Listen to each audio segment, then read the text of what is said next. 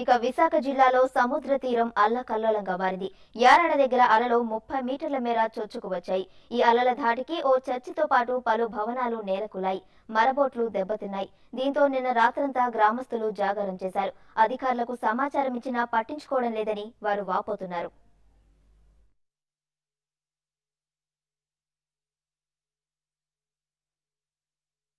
Sir మాకు ఇంతవరకు ఎప్పుడు ఈ ప్రభావం జరగలేదండి. గంగవరం పోర్టుని కట్టించి 50 మీటర్ల ముందుకు వచ్చింది.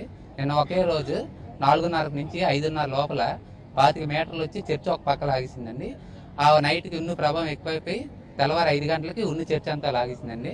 మాకు గంగవరం పోర్టు కట్టిన కానీ ఊర్లో ఇలాగేమో చిన్న జరిగితే గాలి వేస్తే చాలు బీచ్కి రావడం, ఎంతవరకు వచ్చిందని చూడడం.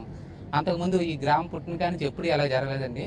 ఈ గంగవరం పోర్టు కట్టిన కానీ బీచ్కే అందరూ వచ్చి బీచ్ ఎలా ఉందని చూసుకోవడం, గుండ్లు పట్టుకోవడం, ఆ నైట్ పడుకోవడం, లేకపోతే తిరుగుతాం. నిన్నంతా ఇక్కడ హ్యాపీ నియర్ ఎవరు చేసుకోలేదండి. అలాగే ఎంఆర్ఓ ఆఫీస్ నుంచి ఒకరు వచ్చారండి, రెవెన్యూ డిపార్ట్మెంట్ నుంచి.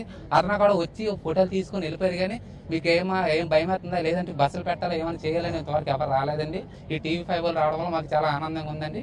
మీరే మాకు ఏదో న్యాయం చేయాలండి.